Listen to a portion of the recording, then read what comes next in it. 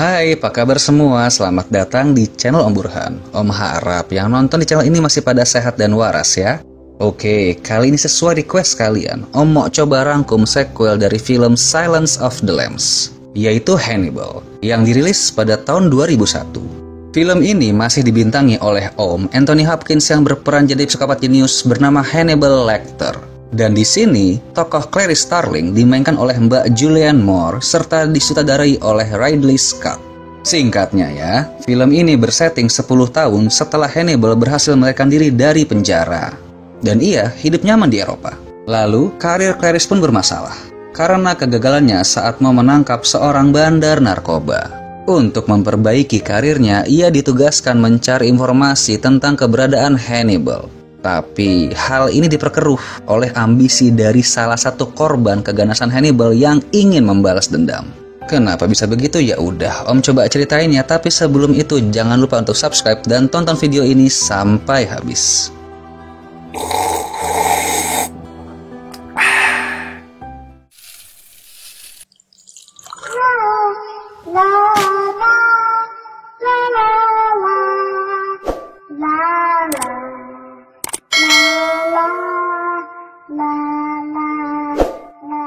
Time story. Are you sitting comfortably?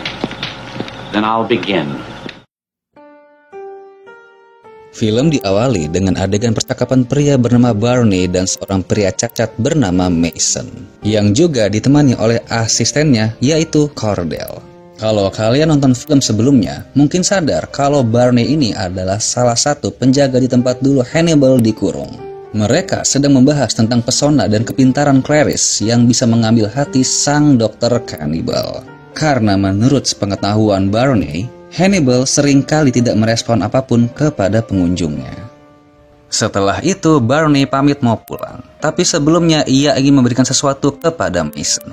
Dan saat dibuka, ternyata itu adalah topeng yang dulu pernah dipakai oleh Dr. Hannibal. Mason pun tampak senang dan langsung membayar sejumlah uang yang banyak untuk memilikinya. Lalu film Hannibal pun dimulai. Kemudian scene pindah ke agen wanita bernama Clarice. Ia dan rekan-rekan FBI, DEA, serta kepolisian DC sedang berencana untuk menangkap seorang bandar narkoba bernama Evelda Dramgo. Ia juga mengingatkan agar berhati-hati karena Evelda ini positif HIV dan kemungkinan jika terdesak, ia akan meludah atau menggigit. Setelah itu, mereka semua bergerak ke lokasi penangkapan di dekat pasar. Evelda pun muncul dengan menggendong seorang bayi serta dikawal anak buahnya. Karena situasi yang tidak kondusif dan ramai, Clarice menyarankan untuk mundur dahulu. Rekan FBI dan DEA pun setuju, tapi tidak dengan pihak kepolisian. Mereka bersikeras untuk terus bergerak maju. Akhirnya, aksi baku tembak pun terjadi. Evelda berusaha kabur tapi gagal karena mobilnya rusak. Ia pun diminta keluar dari mobil dan menyerah. Tapi ya, namanya juga penjahat kelas kakap. Udah pasti nggak mau. Dengan bermodalkan tameng sang bayi, ia menembak Clarice yang kemudian dibalas dengan peluru bersarang ke dadanya. Clarice pun tampak baik-baik saja karena memakai rompi anti peluru. Kemudian langsung mengambil sang bayi lalu membersihkannya karena takut akan cipratan darah dari Evelda yang HIV. Scene berubah ke adegan di mana Clarice sedang bersedih. Sebab upaya penangkapan Evelda berujung pahit karena memakan korban salah satu teman FBI-nya. Lalu diperparah dengan tambahan 5 korban warga sipil. Dan hal ini pasti akan berpengaruh buruk kepada karirnya. Tapi di tempat lain, saat Mason melihat berita tersebut, ia meminta Cordell untuk menelpon departemen kehakiman. Setelah itu, Clarice harus menghadapi investigasi internal di kantor, di mana ada pihak provos, DEA, asisten wali kota, dan pria bernama Paul Crandall dari departemen kehakiman yang langsung ditetap dingin oleh Clarice.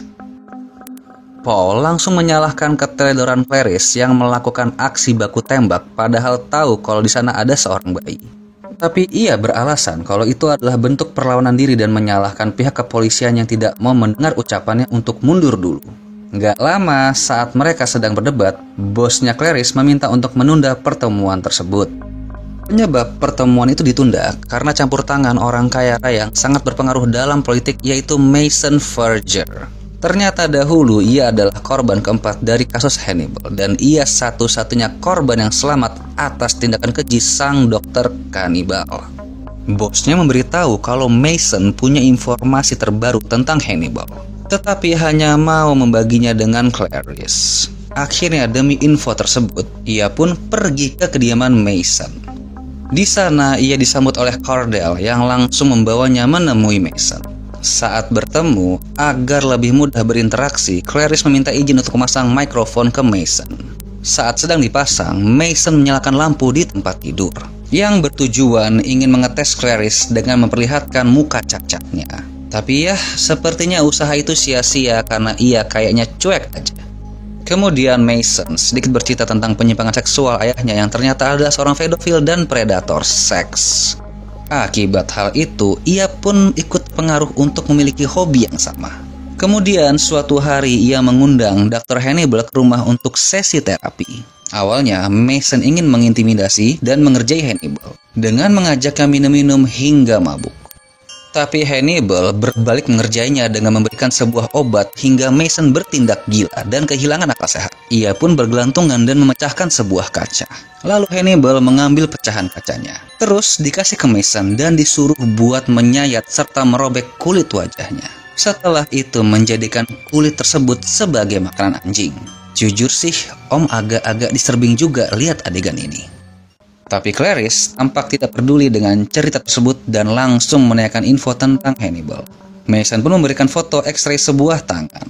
Clarice ingin tahu dari mana ia mendapatkannya. Tapi Mason hanya bilang kalau itu dikirimkan ke rumahnya tanpa alamat pengirim. Karena tidak ada lagi info yang bisa ia gali, Clarice pun pamit pulang. Ia kembali ke kantor dan mulai mencari petunjuk. Kemudian melihat-lihat rekaman video saat Hannibal masih di penjara. Terlihat kalau ia tiba-tiba menyerang penjaga di sana. Lalu di video itu tampak sosok Barney sedang mengamankan situasi. Kemudian Clarice pergi menemui Barney di rumahnya. Mereka sedikit nostalgia di saat Barney masih bertugas menjaga Hannibal. Terus Clarice bertanya tentang barang-barang pribadi Hannibal. Lalu Barney mengatakan kalau semua barang-barang di sana telah dibuang saat tempatnya ditutup. Tapi Clarice berkata kalau ia menemukan salah satu buku yang ditandatangani oleh Hannibal berjudul The Joy of Cooking dijual ke salah satu kolektor dengan harga yang sangat tinggi. Clarice mendapatkan info dari si pembeli kalau penjualnya bernama Karen Fox, yang ternyata adalah seorang pegawai yang dulu bertugas untuk mengurus dokumen kepegawaian serta pajak tempat Barney bekerja dulu. Dan sepertinya Barney menggunakan identitas itu untuk bertransaksi menjual barang-barang pribadi Hannibal. Barney pun mengakui semuanya dan di sini kita jadi tahu kalau foto X-ray yang tadi dikasih Mason adalah tangannya Hannibal. Clarice kemudian meminta semua barang-barang pribadi Hannibal yang masih disimpan. Barney pun memberikannya beserta semua rekaman percakapan Clarice yang dulu diam-diam direkam oleh Dr. Chilton. Kemudian Barney bilang kalau saat malam Hannibal suka bercerita tentang Clarice. Ia suka membicarakan tentang perilakunya yang keras dan mengartikan sifat Clarice seperti merpati jenis deep roller. Artinya ya, Clarice ini orang yang gak setengah-setengah dalam melakukan sesuatu dan tidak akan pernah berhenti sampai selesai. Bahkan jika diperlukan, ia rela berguling menuruni jurang untuk turun ke bawah. Jadi inti dari kalimat ini seperti memberikan statement. Apakah Clarice yakin akan terus mengejar Hannibal walau hal itu dapat menghancurkan dirinya bahkan mungkin kehilangan nyawanya. Kemudian scene berganti ke wilayah Eropa di mana ada seorang kepala polisi bernama Rinaldo Pazzi. Dia pergi ke sebuah museum untuk menemui seorang pria bernama Dr. Fell yang ternyata adalah si Dr. Hannibal. Rinaldo sedang menyelidiki kasus orang hilang, yaitu Signor De Bonaventura yang kebetulan adalah mentornya Hannibal saat ia berada di Eropa. Ia ke sana untuk mencari petunjuk dan menanyakan apakah Signor meninggalkan sebuah pesan sebelum menghilang. Hannibal bilang kalau tidak ada pesan apapun dan telah mengemas barang-barang pribadi Signor untuk diperiksa oleh polisi. Rinaldo kemudian pamit dan berpesan akan mengambil barang tersebut. Adegan pindah lagi ke Clarice yang sedang mencari petunjuk. Kemudian temannya datang memberikan beberapa surat. Setelah mengecek salah satunya, ia tampak syok dan terkejut sampai-sampai menyuruh temannya itu untuk pergi agar lebih bisa mendapatkan privacy. Ternyata surat itu berasal dari Dr. Hannibal. yang isinya memprovokasi Clarice akan kegagalan dia saat kemarin bertugas. Hannibal juga senang karena pada situs FBI, ia telah kembali masuk ke dalam daftar 10 orang yang paling dicari. Dan berasumsi kalau ini terjadi karena Clarice sedang menangani kasus untuk mencari keberadaan dirinya. Tapi bukannya cemas, Hannibal malah tidak sabar untuk melihat usahanya Clarice. Setelah itu, Clarice mencoba mencari petunjuk ke bagian forensik, tapi tidak menemukan apapun. Kemudian, ia mencoba menemui beberapa ahli parfum guna mengidentifikasi wangian yang ada di surat tersebut. Dan benar saja, ternyata ada beberapa aroma dengan bahan-bahan yang tidak umum dipakai. Para ahli pun mengatakan kalau bahan-bahan ini hanya bisa ditemukan pada beberapa tempat di Eropa, seperti Paris, Roma, Amsterdam, dan London. Lalu memberikan daftar toko yang mungkin saja menjual bahan-bahan tersebut. Scene pindah lagi ke Rinaldo di mana dia lagi pusing mencari tiket opera untuk pergi bersama istrinya. Setelah itu, ia melihat salah satu anak buahnya sedang membuat salinan video CCTV dari toko parfum di daerah sana. Dia bilang kalau ini adalah permintaan dari FBI melalui pihak Interpol. Dan anehnya, mereka tidak memberitahu alasannya kenapa. Rinaldo pun merasa heran dan kecurigaannya makin bertambah karena melihat Dr. Fell atau Hannibal berada dalam rekaman tersebut. Intuisi detektifnya pun mencium hal yang ganjil dan secara mandiri ia memata-matai Hannibal. Tampak gerak-geriknya sangat aneh sampai-sampai untuk meminum segelas anggur pun Hannibal tidak ingin meninggalkan sidik jari. Kemudian saat di rumah dengan memegang salinan rekaman video yang telah dibuat oleh anak buahnya, Rinaldo mencari info lebih dalam dari situs FBI dan ia menemukan identitas asli dari Dr. Fell. Terlihat kalau saat ini Hannibal memang masuk ke dalam daftar 10 orang yang paling dicari bersama dengan Osama Bin Laden dan Victor Manuel Garena. Setelah itu ia kaget karena ternyata ada imbalan senilai $3 juta bagi siapapun yang mengetahui tentang keberadaan Hannibal. Scene pindah ke Clarice, di mana ia masih mencari petunjuk tapi terganggu karena kedatangan Paul. Ia ingin memastikan kepada Clarice agar bisa bekerja sama dengan baik. Tapi nyatanya hal ini hanyalah bentuk balas dendam Paul untuk mempersulit karir Clarice karena dulu tidak mau diajak mesum. Setelah itu, terlihat Rinaldo menelpon untuk mengetahui info imbalan tentang Hannibal. Saat menelpon, ia diberitahu kalau ada uang muka sebesar $100.000 jika dapat membuktikan keberadaan Hannibal dengan mengirimkan sidik jarinya pada sebuah benda. Kemudian Rinaldo pergi ke rumah Hannibal dan beralasan ingin mengambil barang-barang milik Sinyor. Saat di dalam, ia dibuat kaget oleh Hannibal yang tahu-tahu memotretnya. Lalu bercerita kalau ia mengenal leluhur dari Rinaldo, yaitu Francesco de Pazzi, yang mati mengenaskan digantung telanjang di Palazzo Vecchio karena kasus pembunuhan. Rinaldo terlihat agak kesal karena hal ini dan sebenarnya Hannibal pun tidak suka dengan keberadaan Rinaldo dan ingin mempermainkannya. Sebenarnya ya, tujuan Rinaldo kesana adalah ingin mendapatkan sidik jari Hannibal dengan cara meminta bantuannya untuk mengangkat koper barang-barang milik Sinyor. Tapi tentu saja hal itu sudah diantisipasi oleh Hannibal yang telah memakai sarung tangan. Rinaldo tidak hilang akal. Di luar ia membeli sebuah gelang perak, lalu menemui seorang pencopet yang kita sebut saja namanya Alex. Ia menyuruhnya untuk mencopet dompet Hannibal. Tapi harus bisa sampai memaksa sang dokter untuk memegang tangan Alex agar sidik jarinya berbekas di gelangnya. Hannibal pun muncul dan Alex menjalankan aksinya. Dengan cekatan dan percaya diri, ia mencoba mencari celah. Tapi ternyata Hannibal sudah mempunyai firasat kalau sedang diikuti. Dan di saat Alex mau menjalankan aksinya, Hannibal pun langsung menusuk perutnya. Tapi Alex berhasil mendapatkan sidik jari Hannibal, walau harus ditukar dengan nyawanya.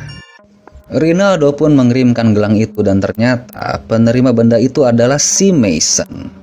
Kemudian, setelah memastikan kalau itu adalah sidik jarinya Hannibal, ia menelpon seseorang bernama Carlo dan berkata untuk mempersiapkan para babi yang sepertinya telah terlatih untuk memakan daging manusia. Singkatnya ya, Rinaldo mendapatkan bayarannya lalu mengajak sang istri pergi menonton opera. Dan di sana ternyata Hannibal pun ikut menonton.